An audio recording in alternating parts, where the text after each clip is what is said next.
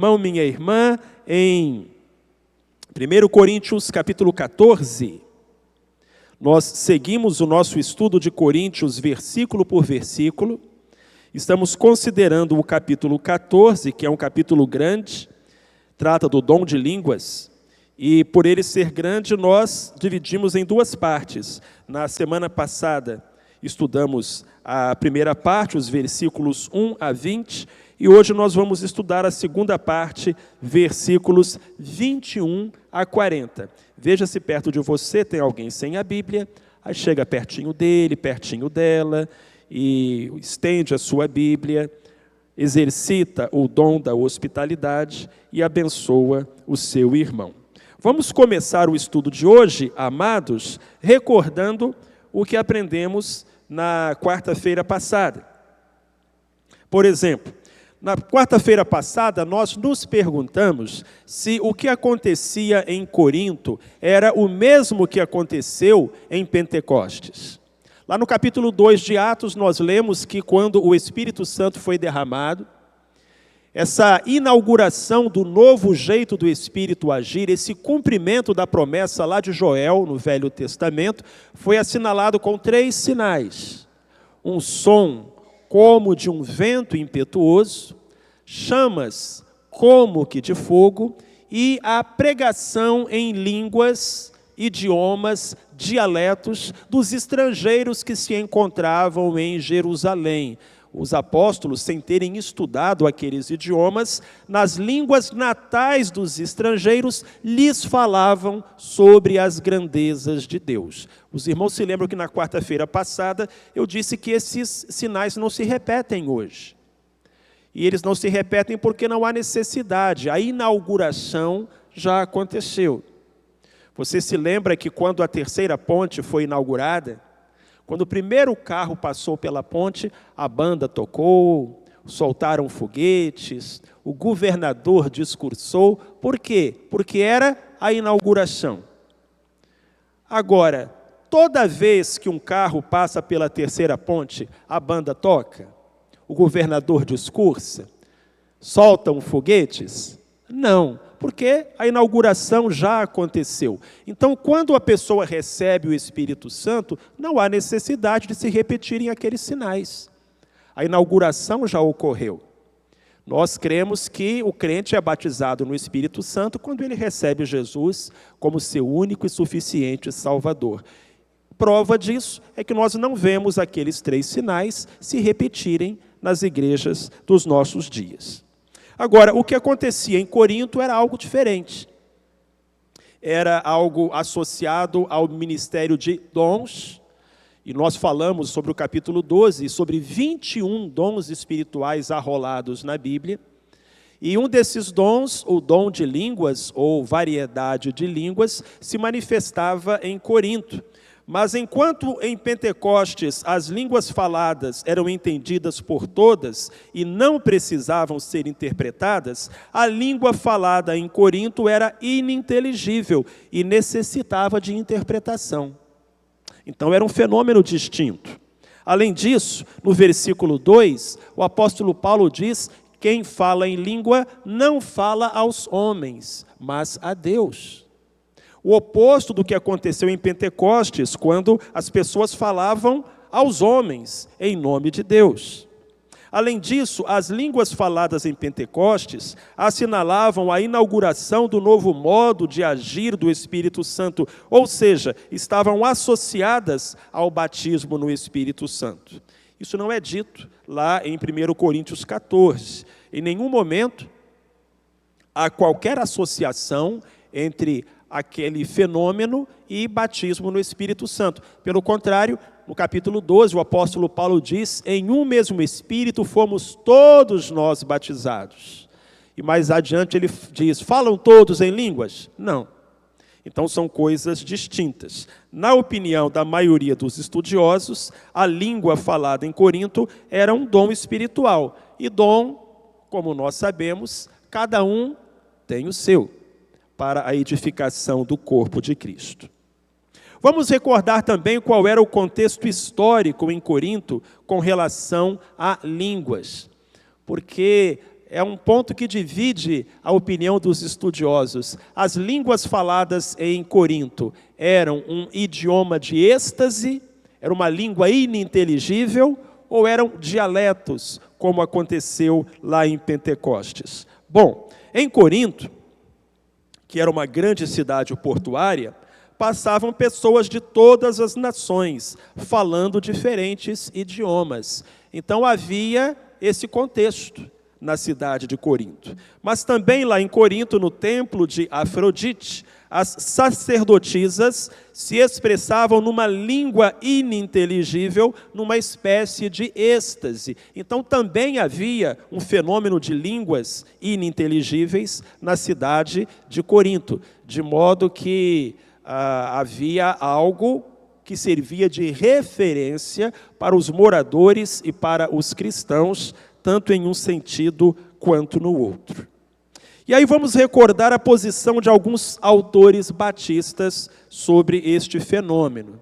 Os irmãos se lembram que na quarta-feira passada eu disse que o objetivo do estudo não é ofender nem atacar qualquer igreja ou denominação que pense diferente. Se esse é o seu caso, nós respeitamos, mas essa é uma igreja batista. Amém? E os batistas têm a maneira deles de entender o que aconteceu ali em Corinto. E há 4 ideias principais. Reinaldo Purim e Wilson Franklin acreditam que em Corinto havia línguas no plural, que eram idiomas estrangeiros, e língua no singular, que era uma fala estática e ininteligível usada na oração. E a primeira seria um dom e a segunda fruto da emoção.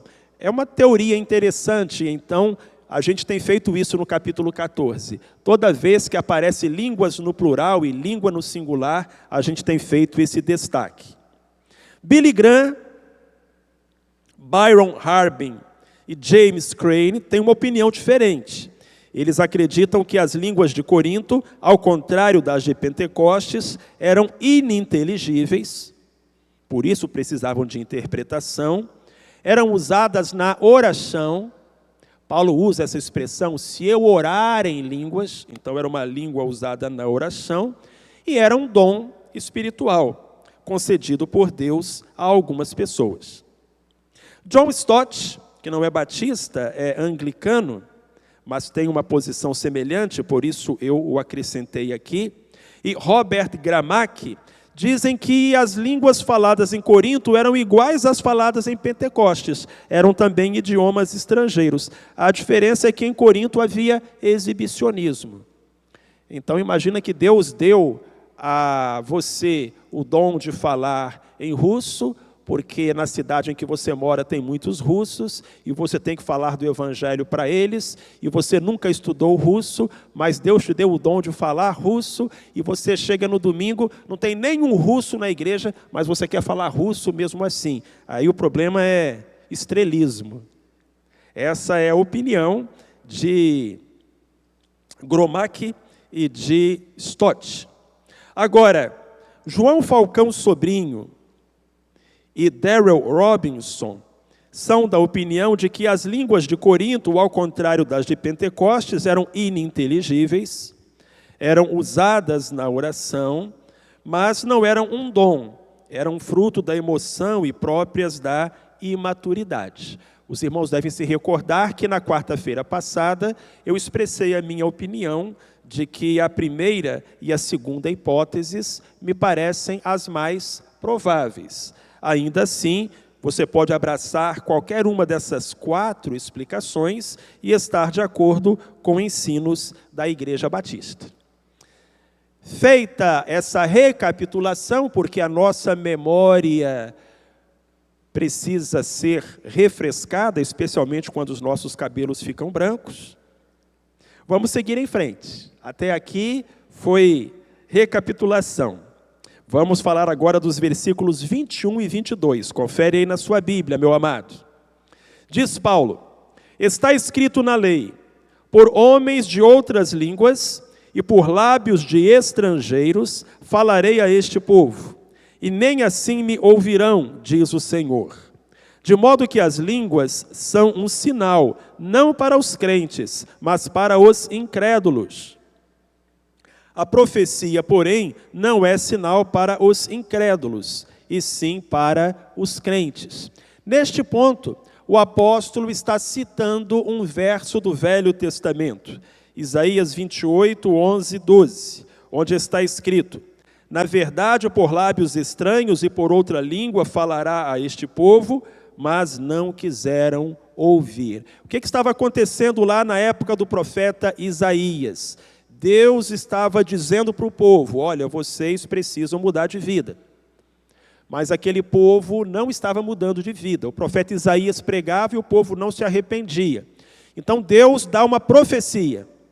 E Deus disse: olha, eu estou falando com vocês numa língua que vocês entendem.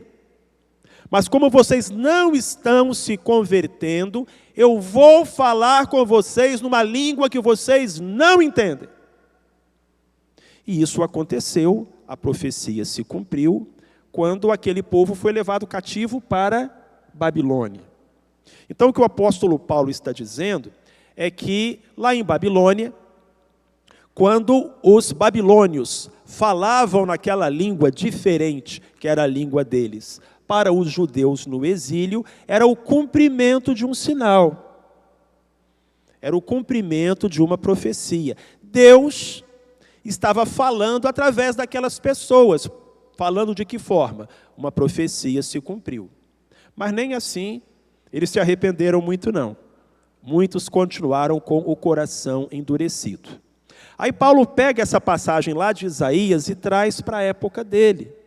E diz o seguinte, que quando Deus fala com um homem, numa língua que esse homem não entende, está se cumprindo a profecia de Isaías. Está sendo dado o sinal, ou seja, esse homem fica sem desculpas, porque a profecia se cumpre, o sinal é dado.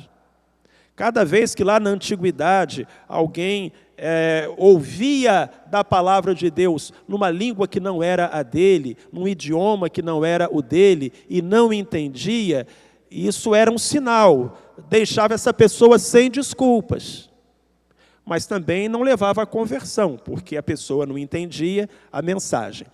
Por outro lado, línguas faladas num idioma compreensível eram um sinal para a igreja, para os crentes, porque assim os crentes poderiam ser edificados. É isso que Paulo está dizendo nos versos 21 e 22.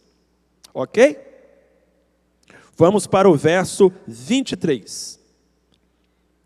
E agora Paulo diz o seguinte: se, pois, toda a igreja se reunir no mesmo lugar, e todos falarem em línguas, e aí está línguas no plural, e entrarem indoutos ou incrédulos, não dirão porventura que estáis loucos? Paulo está dizendo, imagina um visitante, ele entra no culto, e está todo mundo falando ao mesmo tempo, em idiomas diferentes, ou numa língua que ninguém entende. O que esse visitante vai pensar? Que o povo está louco. Isso não sou eu que estou dizendo, é a Bíblia, é o Paulo.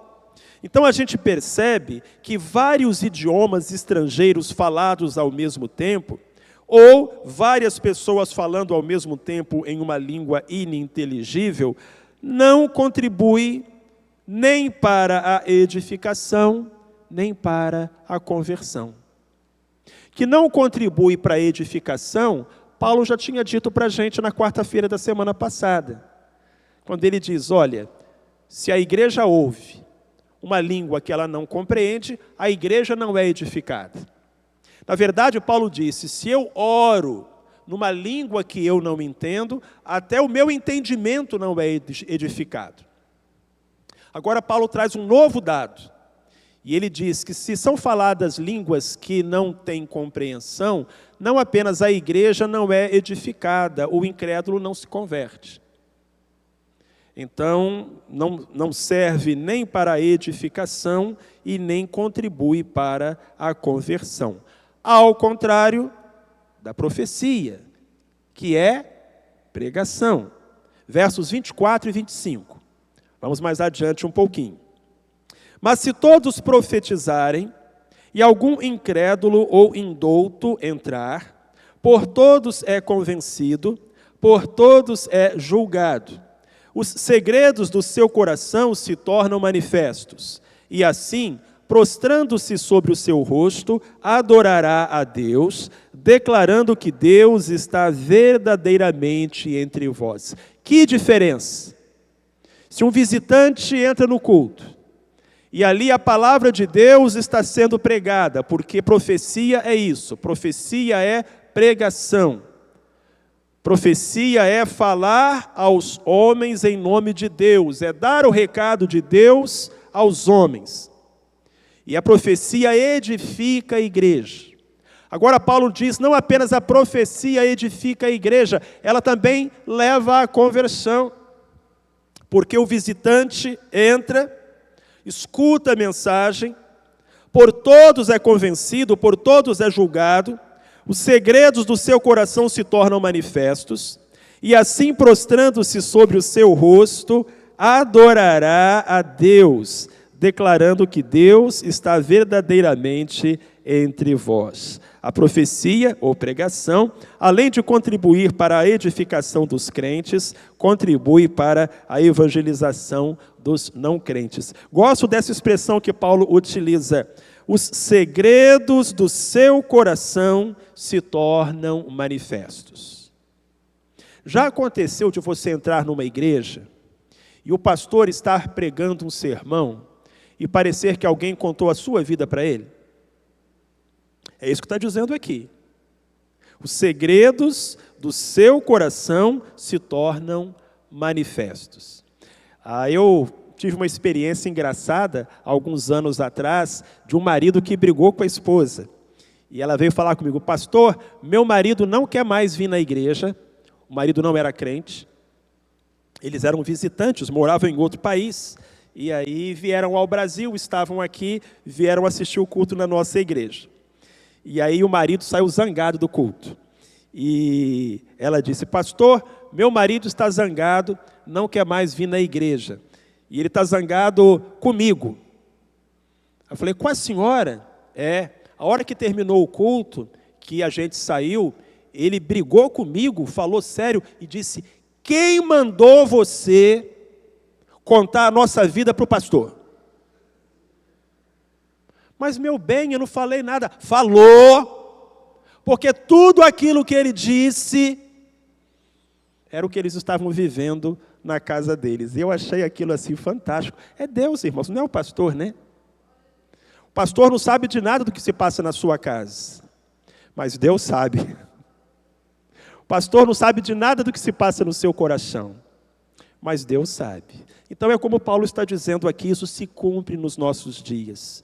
A pessoa chega e a profecia, a pregação, a exposição da palavra de Deus, os segredos do seu coração se tornam manifestos, e assim, prostrando-se sobre o seu rosto, adorará a Deus, declarando que Deus está verdadeiramente entre vós. Eles não são brasileiros, voltaram lá para o país deles, eu espero que ele tenha repensado a decisão e esteja indo nos cultos lá na igreja lá do país dele. Mas ele brigou com a esposa. Quem mandou você falar para o pastor da nossa vida? Foi muito engraçado. Verso 26. Que fazer, pois, irmãos? Quando vos congregais, cada um de vós tem salmo, tem doutrina, tem revelação, tem língua, tem interpretação. Faça-se tudo para edificação. Paulo agora está dizendo, cada um tem o seu dom. Então, um tem um salmo, vai apresentar uma música. Outro tem uma doutrina, vai apresentar um estudo. Outro tem uma revelação, vai apresentar a pregação da palavra de Deus. A língua, a interpretação. Faça-se tudo para a edificação. O teste para o exercício dos dons é, eles servem à edificação. Eles edificam a igreja. Isso é tão importante que o apóstolo Paulo gastou um capítulo inteiro, que foi o capítulo 13, para falar que o mais importante é o amor. Então, quando nós exercitamos um dom recebido, precisa ser não para o nosso deleite, mas para a edificação do irmão, porque o mais importante é o amor. Se eu falasse línguas de homens e de anjos, mas não tivesse amor, seria como uma lata fazendo barulho. E aí Paulo diz, precisa haver edificação. Daí a superioridade do dom da profecia no culto. Vamos a algumas orientações do apóstolo. Se alguém falar em língua, e agora volta a ser língua no singular, faça-se isso por 2, ou quando muito 3, e cada um por sua vez, e haja um que interprete. Mas, se não houver intérprete, esteja calado na igreja, e fale consigo mesmo e com Deus. Isso reforça o meu entendimento de que o dom de língua é um dom de oração. É um dom de baixo para cima, porque Paulo diz, esteja calado e fale consigo mesmo e com Deus. 2 ou 3 pessoas poderiam falar, desde que não fosse ao mesmo tempo e que houvesse interpretação, porque se não há compreensão, não há edificação. O irmão pode orar em língua, para usar uma expressão que Paulo usou alguns versículos antes, mentalmente, com ele mesmo e com Deus, porque, lembramos o versículo 2, o que fala em língua não fala aos homens, mas a Deus. Eu expliquei que é um dom de baixo para cima, diferente da profecia, que é um dom de cima para baixo. Até o dom da profecia precisa de ordem no culto, versículos 29 a 31. E falem os profetas, 2 ou 3, e os outros julguem. Mas se a outro for revelada alguma coisa, cale-se o primeiro, porque todos podereis profetizar, mas cada um por sua vez, para que todos aprendam e todos sejam consolados. Então, até a profecia ou pregação tem regra. Não pode o pastor Marcelo estar pregando e, de repente, o pastor Almir levanta e começa a pregar ao mesmo tempo. É um de cada vez. E, no máximo, 3, porque 3 sermões no mesmo culto vai ficar um culto muito comprido. E os outros julguem, gosto dessa expressão aqui. Falem os profetas, 2 ou 3, e os outros julguem. O que significa isso? Que quando um pastor está pregando, o que a igreja está fazendo? Está analisando. Isso aí que esse pastor está pregando, está na Bíblia. Lá em Bereia, Atos 17, versículo 1, nós lemos que os moradores de Bereia eram mais nobres do que os de Tessalônica, porque receberam a palavra com toda a avidez, examinando diariamente as Escrituras, para ver se estas coisas eram assim. Eles não eram incrédulos, eles recebiam a palavra com fome, com sede. O que Paulo pregava, eles sorviam até a última palavra. E depois faziam o quê? Iam na Bíblia, para ver se estava de acordo com a Escritura. Isso é importantíssimo, meus irmãos. Doutrina não se firma sobre experiência, doutrina se firma sobre Escritura. Isso é importantíssimo. Estamos quase terminando. Vamos lá. Verso 32. Pois o espírito dos profetas está sujeito aos profetas. Pois Deus não é Deus de confusão, mas sim de paz, como em todas as igrejas dos santos. Deus não é Deus de confusão. Ninguém pode usar a ação do Espírito Santo como desculpa para quebrar a ordem no culto. Então eu não posso dizer, não, olha, vamos deixar acontecer tudo no culto. Então aquele ali quer falar em língua, aquele ali quer profetizar, aquele ali quer plantar bananeira, aquele ali quer fazer pirueta. Vamos deixar acontecer tudo no culto, porque nós não podemos tolher a ação do Espírito Santo. Não. Os espíritos dos profetas estão sujeitos aos profetas. Deus não é Deus de confusão, é Deus de paz em todas as igrejas dos santos. Nos faz lembrar de Romanos, capítulo 12, versículo 1, onde o apóstolo Paulo ensina que o nosso culto a Deus tem que ser um culto racional. Muito bem.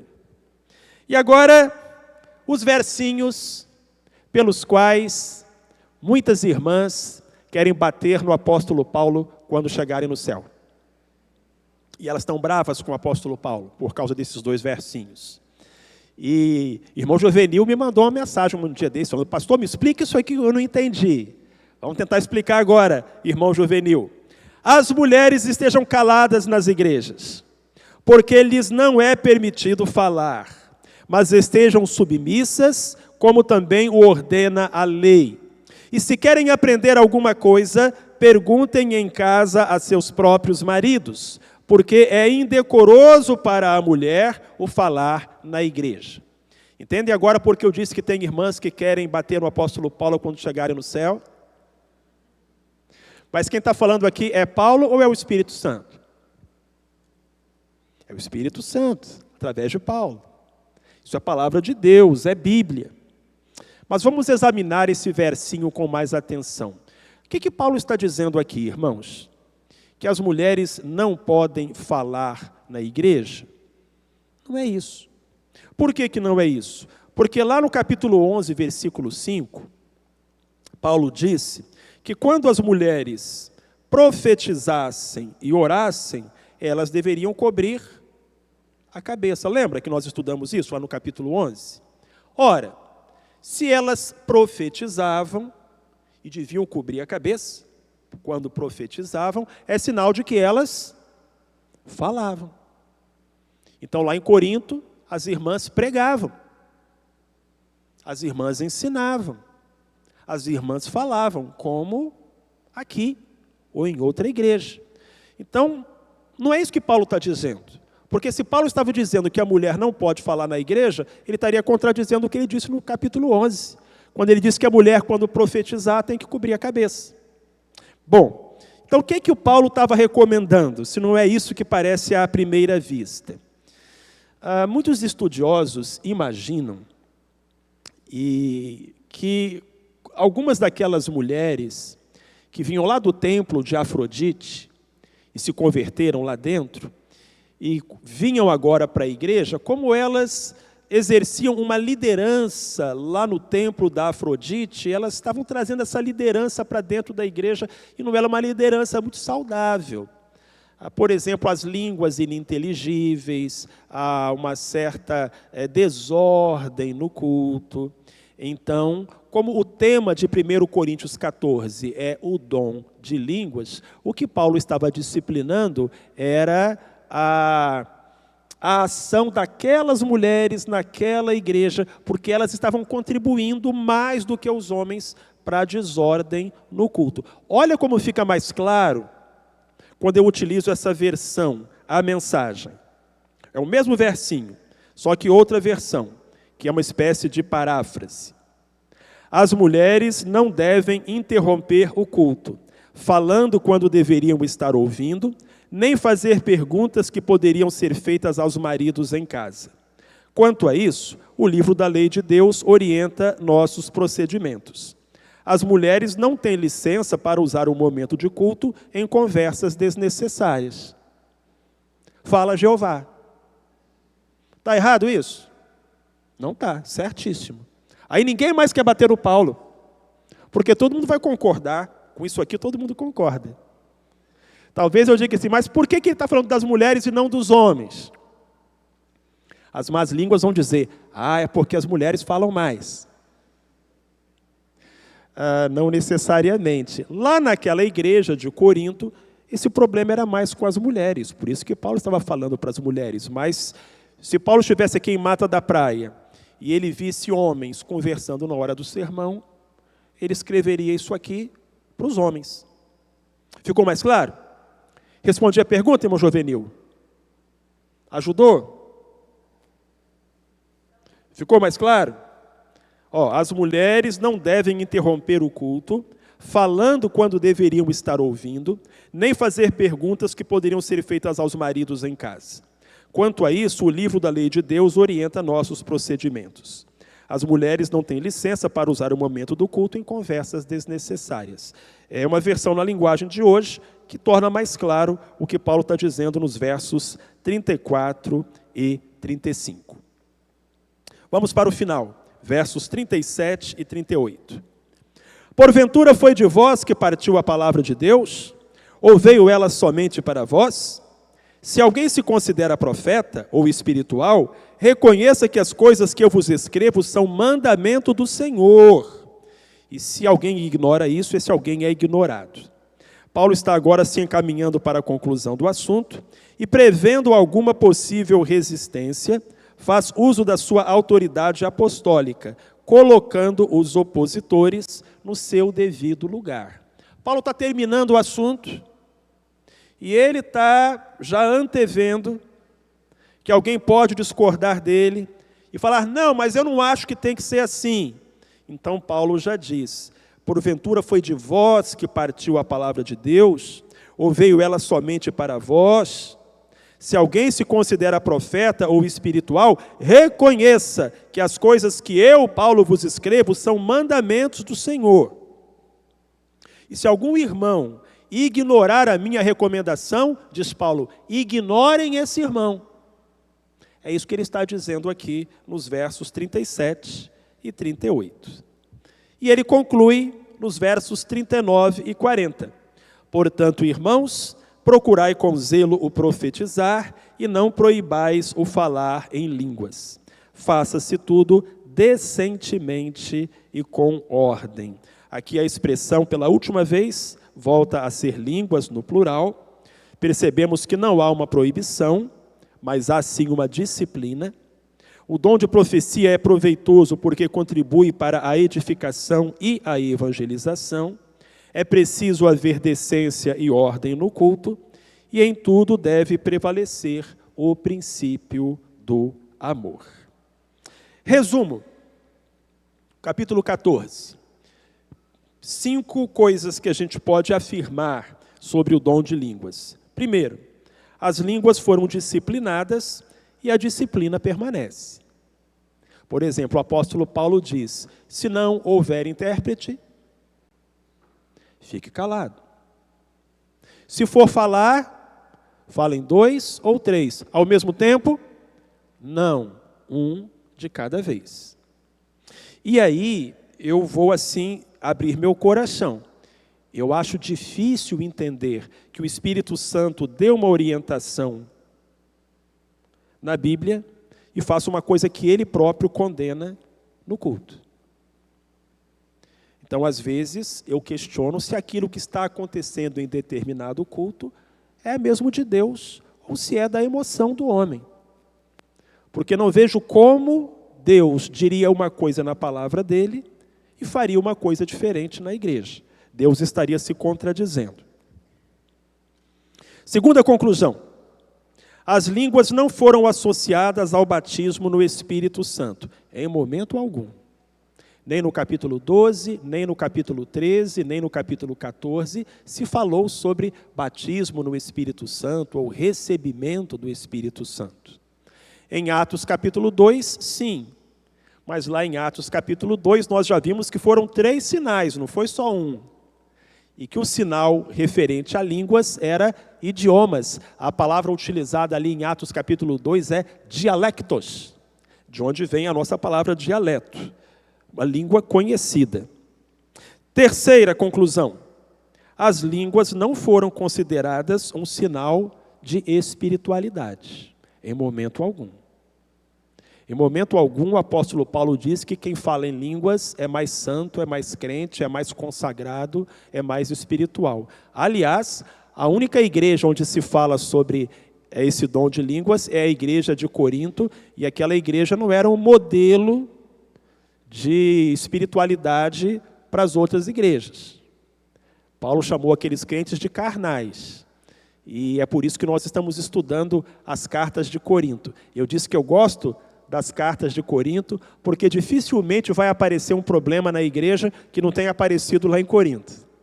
Então a leitura dessas cartas é muito proveitosa para nós. Quarta conclusão, as línguas foram consideradas o menor dos dons, quer Paulo estivesse falando de línguas, idiomas humanos, quer ele estivesse falando de uma língua de oração, não há dúvida de que ele coloca como o menos importante, porque não edificava a igreja. E quinto, as línguas não foram dadas para a revelação. Em nenhum momento nós vimos, no estudo versinho por versinho, que Deus revele, ensine, manifeste alguma coisa em língua ininteligível. A gente volta para o versículo 2. Quem fala em língua não fala aos homens, mas a Deus, porque ninguém o entende e em espírito fala mistérios. É assim que lemos lá no versículo 2. Queridos, eu espero que o nosso estudo tenha trazido alguns esclarecimentos, tirado algumas dúvidas à mente dos irmãos e das irmãs. Foi um estudo muito proveitoso, graças a Deus. E o de quarta-feira que vem não será menos proveitoso, porque nós vamos estudar sobre a certeza da ressurreição. 1 Coríntios 15, de 1 a 34. Lê em casa. Assim, quando você vier na próxima quarta-feira, você já vem sabendo o assunto e, quem sabe, com as suas dúvidas, com as suas perguntas, que deseja que sejam respondidas com a graça de Deus.